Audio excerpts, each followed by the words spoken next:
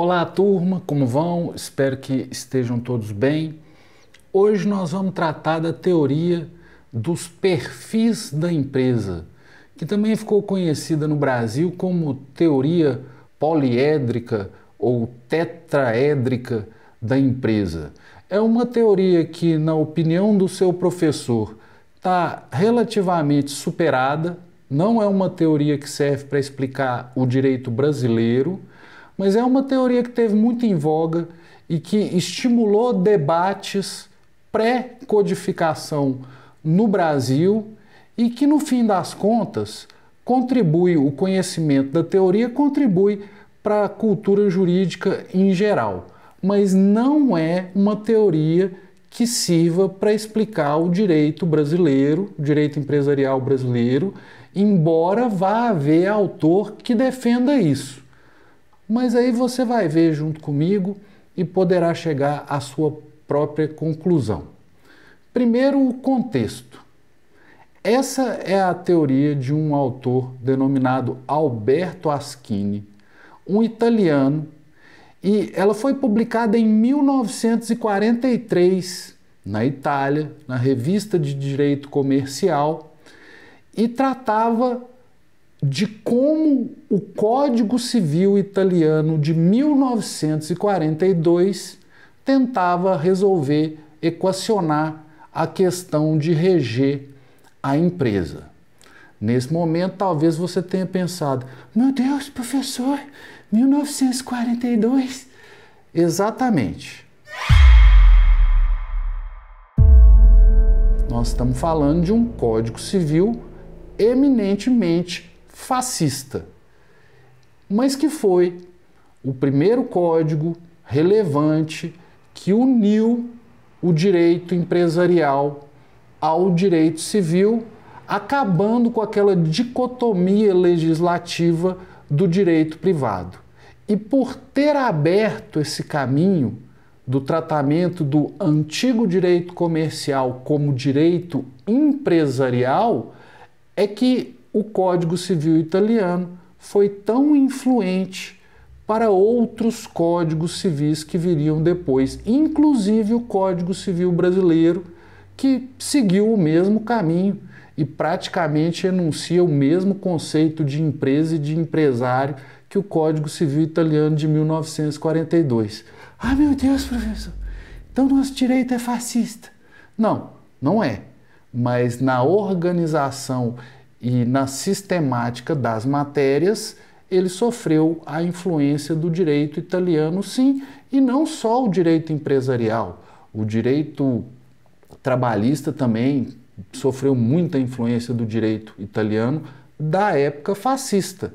Nem tudo que foi feito de evolução legislativa naquela época deve ser jogado fora simplesmente porque pensado por um governo fascista. Mas voltando ao contexto que eu preciso lhes dar. A teoria dos perfis da empresa decorre de um artigo com esse nome, publicado pelo autor Alberto Aschini em 1943, se referindo ao Código Civil italiano de 1942, que unificou o direito privado, acabando com a dicotomia de código comercial existindo com o Código Civil e superando a teoria do ato de comércio com a introdução da teoria da empresa. E nesse artigo, Perfis da Empresa, que foi publicado no Brasil por uma tradução do Fábio Conder Comparato, foi publicado na Revista de Direito Mercantil, Industrial, Econômico e Financeiro em 1996, desde então, esse texto, já traduzido, passou a exercer influência entre juristas brasileiros que à época discutiam a unificação do direito privado com a reunião no Código Civil, que então ainda era um projeto, tanto do direito comercial, que se tornaria direito empresarial, quanto o direito civil. Então, Alberto Aschini, acerca do direito italiano daquela época, desenvolveu o seguinte pensamento: a empresa, esse fenômeno complexo, um fenômeno econômico, cultural, complexo, ele não é visto sob uma perspectiva apenas. Não, ele é visto sob 4 perspectivas e por isso um tetraedro, essa figura geométrica que é uma pirâmide, né, basicamente, com 4 faces. Então, haveria 4 aspectos do direito empresarial que o direito civil, o Código Civil, deveriam reger. O primeiro deles seria o aspecto subjetivo. Aqui primeiro, gente, eu estou falando primeiro na minha exposição, não existe uma ordem assim de importância. Então, primeiro, o aspecto subjetivo. Para mostrar esse aspecto, eu vou convidá-los a passear aqui pelo meu bairro. Desci aqui, existem algumas obras sendo construídas e eu vou parar nessa obra aqui e vamos pensar junto que essa obra ela é realizada por uma construtora. Então essa construtora está construindo esta obra. Percebe que eu estou tratando a construtora, uma empresa, como um sujeito? Ela contratou os empregados, né, o pessoal da obra que está trabalhando aí, e vejam, ela está construindo, sujeito. Ela está contratando, sujeito.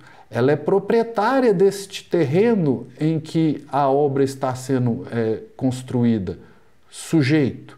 Percebam que aqui eu estou tratando a atividade ou a empresa como um sujeito de direito.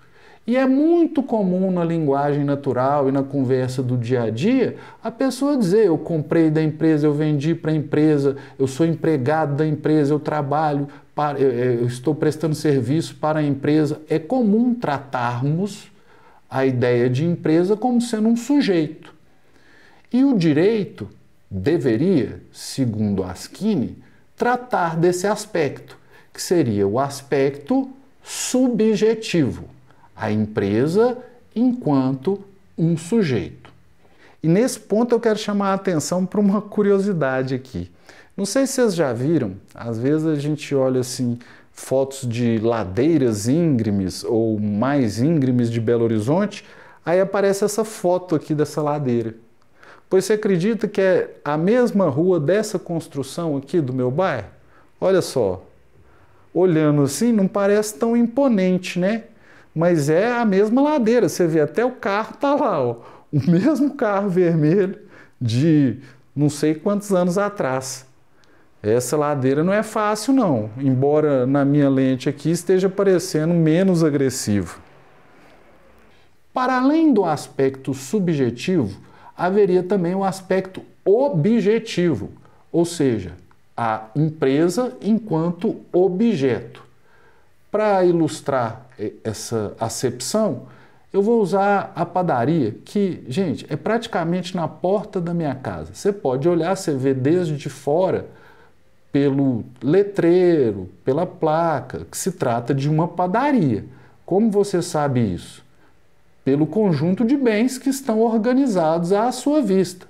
Se você entra na padaria, você vai encontrar o estoque, prateleiras, mais ao fundo, onde não se pode ir, né, os clientes não têm acesso, você vai encontrar o maquinário para fazer os pães. E não se trata de um sujeito, mas sim de um conjunto de bens que estão organizados para viabilizar a atividade empresarial. E veja, eu não trato como um sujeito. Eu posso dizer: onde você está? Eu estou na padaria. Ali é a esquina da padaria. Nesse momento, talvez você diga: Cláudio, mas aí você está tratando padaria como imóvel. Não, não é imóvel. Vou dar um outro exemplo aqui. Observa essa fachada. Observe aqui que são várias lojinhas, cada uma em um imóvel. Deve ser provavelmente locação, e o imóvel é praticamente o mesmo.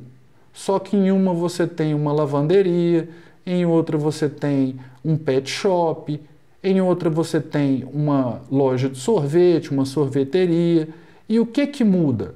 É o conjunto de bens organizado em cada estabelecimento desse. Então, esse tratamento da empresa como um conjunto de bens seria o aspecto objetivo e que também deveria ser tratado pelo direito empresarial. Seguindo o raciocínio, nós temos o aspecto ou o perfil funcional. Perfil funcional se referiria mais propriamente ao que hoje nós tratamos como empresa no direito empresarial brasileiro. Se referiria à atividade, à função que a empresa exerceria, à atividade empresarial. Então, o direito empresarial, ali no Código de 1942 na Itália, deveria tratar também sobre o aspecto da atividade que a empresa é, a atividade que consiste na empresa. Então você pode pensar, essas faces, esses perfis, o direito brasileiro também tem. Não exatamente, porque nós não tratamos essas figuras todas como empresa.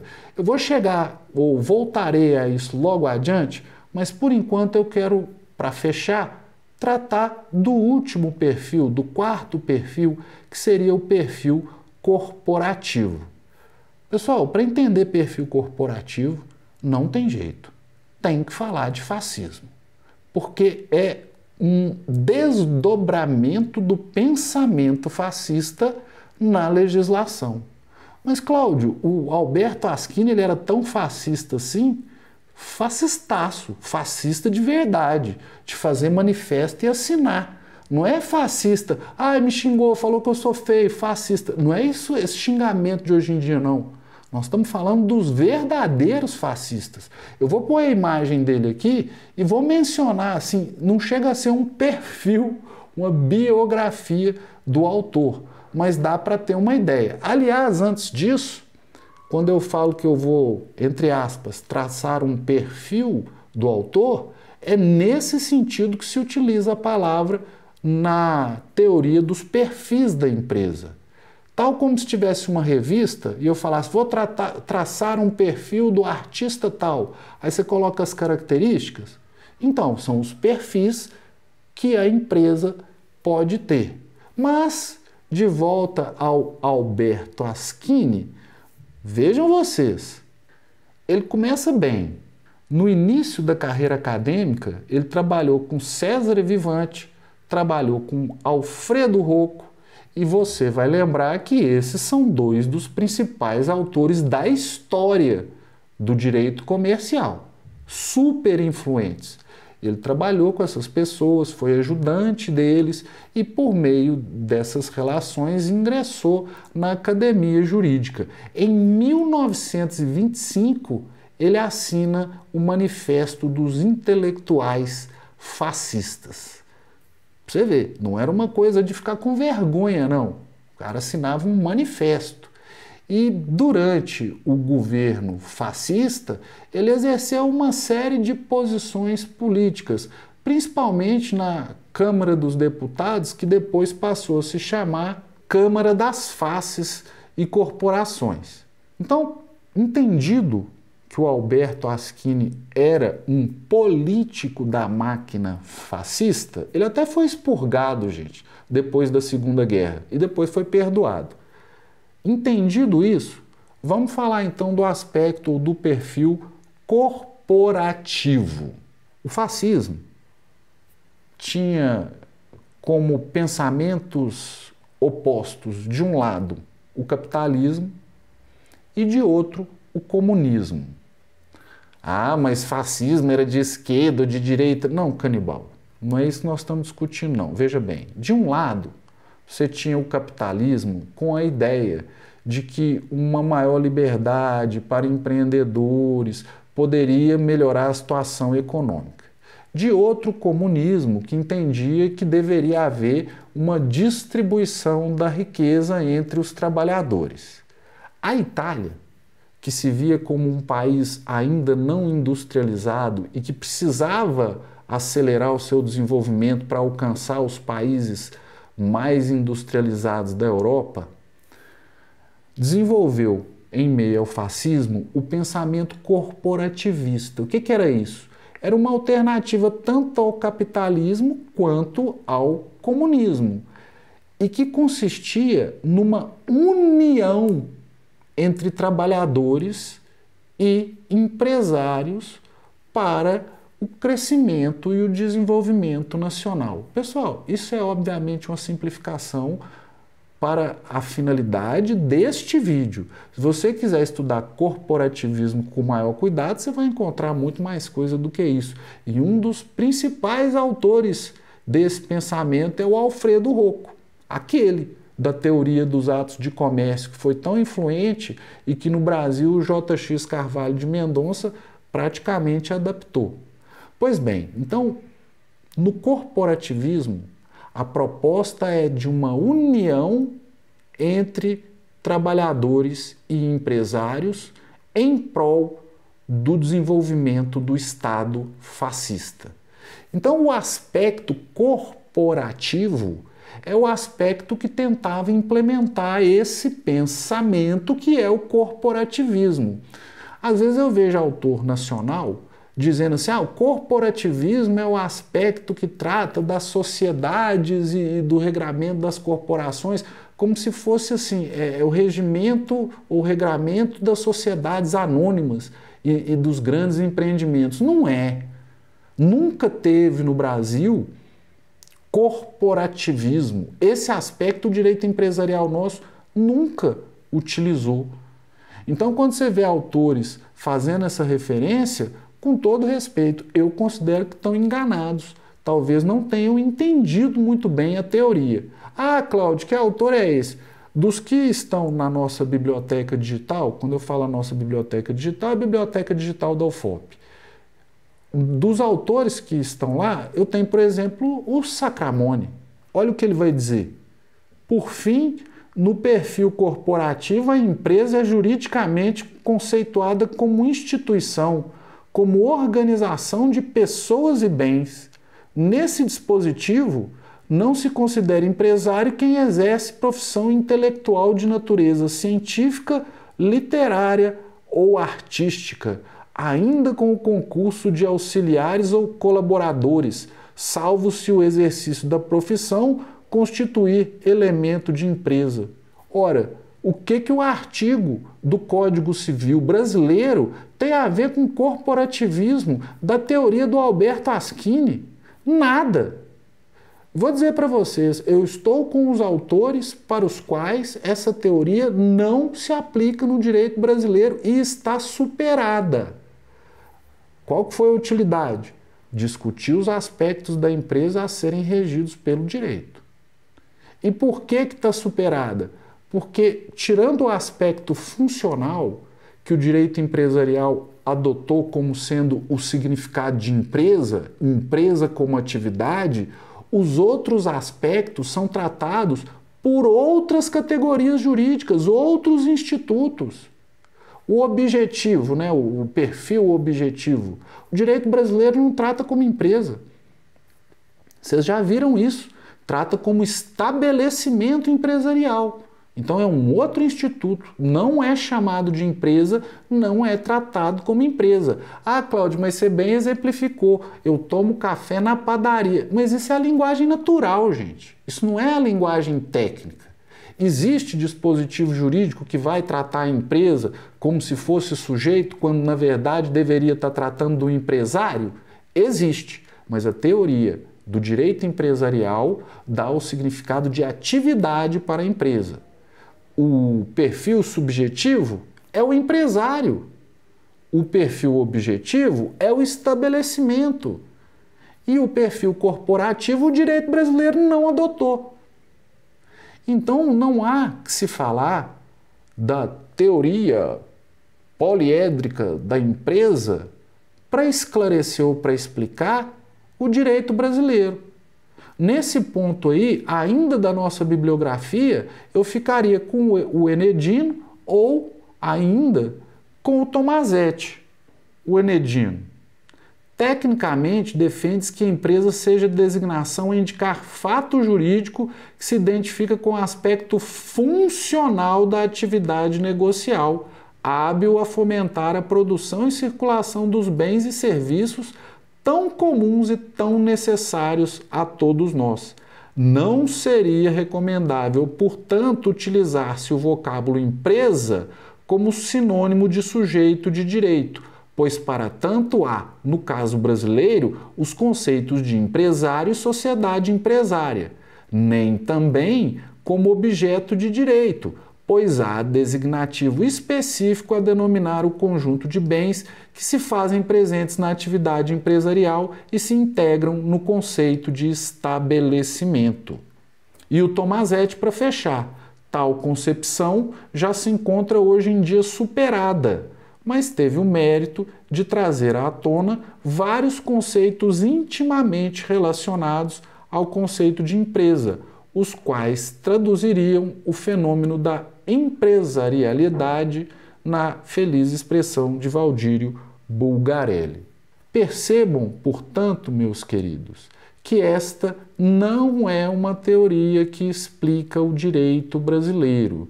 Ah, Cláudio, mas por que a gente ainda utiliza isso? Por que você está falando disso na aula? Primeiro, por cultura jurídica, do ponto de vista didático. Mas do ponto de vista da utilização da teoria, ela ainda aparece em provas e concursos públicos aos quais você ainda pode se submeter. Eu já fui cobrado. Ex-aluna minha que fez um concurso, caiu isso e falou assim: "Ué, professor, eu não estou lembrado de você ensinar isso, não." Na verdade, não está lembrada mesmo, porque a gente ensina. Mas aqui eu estou reforçando esse ponto, porque apesar de tratar-se de uma teoria que não explica bem o direito brasileiro, ela ainda costuma ser exigida em concursos públicos e, eventualmente, você pode encontrar com essa questão na prova da OAB. Então, vejam, é uma teoria de um autor que a publicou em 1943 para explicar como o Código Civil italiano, que entrou em vigor ainda durante a guerra, na época que a cobra já estava quase fumando, né? Então, essa teoria é para explicar esse direito que para nós é um direito alienígena, ainda que muito influente no Brasil. Então, se você tiver essa compreensão do contexto e entender esses 4 perfis, ou 4 lados, né, para quem chama de teoria tetraédrica, está dominada a teoria. Lembrando que corporativismo nunca se aplicou no Brasil, porque o nosso código entrou em vigor em 2002 e só os aspectos mais formais é que foram utilizados. Os ideológicos, no que tange ao pensamento fascista, não foram. Então você não precisa ficar preocupado, não, que você não está estudando um direito fascista, não, e nem um código civil fascista, digamos assim. Por fim, e para fechar, o artigo, ou a versão traduzida pelo Fábio Conder Comparato, que foi publicado em 1996, está disponível no ambiente virtual de aprendizado. É aquele artigo ali, dele que vem essa teoria dos perfis da empresa, ou o que virou no Brasil teoria poliédrica ou tetraédrica. Então é isso, pessoal. Espero ter ajudado a compreender a teoria, embora com alguma crítica, mas sempre no sentido de ajudar, do ponto de vista da cultura jurídica, a compreender os seus elementos. É isso, pessoal. Fico por aqui. Obrigado pela atenção, como de costume. Um abraço e até a próxima.